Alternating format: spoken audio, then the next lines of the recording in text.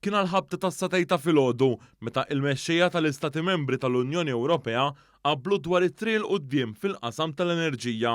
Wara sigħat twal ta' negozjati, il-mexxejja Ewropej qablu kemm dwar ix-xiri volontarju tal-gass b'mod konġunt kif ukoll fuq li jkun hemm qafas temporanju tal-Unjoni Ewropea għal limitu massimu fil-prezz tal-gass.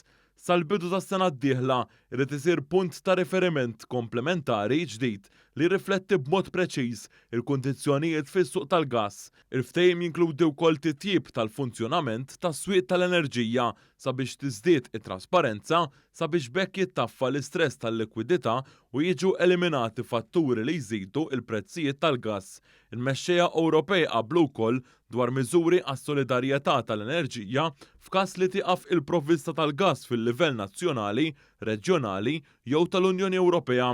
Dan il-ftehim se jwassal għal miżuri konkreti sabiex l-Unjoni Ewropea tiġġieled il-kriżi tal-enerġija li splodiet fuq il-prezz tal-gass fl-Ewropa. Fix-xhur tax-xitwa, il-kriżi tal-enerġija fl-Ewropa se tkompli tintensifika u se jkun hemm familji li jridu jażlu jekk għandhom jixtru affarijiet biex jieklu jew biex iħallsu l-kontijiet biex isaħħnu djarhom. Din il-kriżi tal-enerġija qed isseħħ minħabba l-gwerra fl-Ukrajna. Minħabba li 40% tal-provvista tal-enerġija ġġenerata bil-gass lejn l-Ewropa kienet ġejja mir-Russja. Bi-sforzi li saru fl-aħħar xhur mill-Unjoni Ewropea, il-provvista tal-gass mir-Russja tnaqset għal taħt l-10%. Dan l-isforz sar minħabba li r-Russja ta' Vladimir Putin qed tuża l-enerġija bħala arma kontra l-Ewropa b'reazzjoni għal pakketti ta' sanzjonijiet min-naħa tal-Unjoni Ewropea kontra l-Kremlin. Il-mexxejja Ewropej qablu l-Unjoni Ewropea se tibqa' maquda sabiex tħares lil familji u n-negozji Ewropej u tieħu l-miżuri urġenti meħtieġa.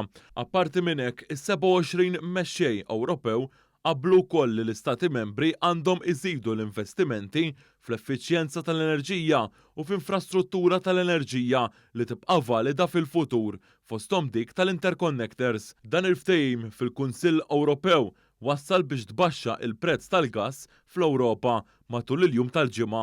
Fil-kuntest ta' din il-kriżi, dan l-aħħar Malta ġabet żewġ derogi importanti. Fl-aħħar ta' Lulju li għadda, Malta kisbet eżenzjoni minn regolament obbligatorju tal-Kummissjoni Ewropea biex l-Istati Membri tal-Unjoni Ewropea inaqsu sostanzjalment l-użu tagħhom tal-gass.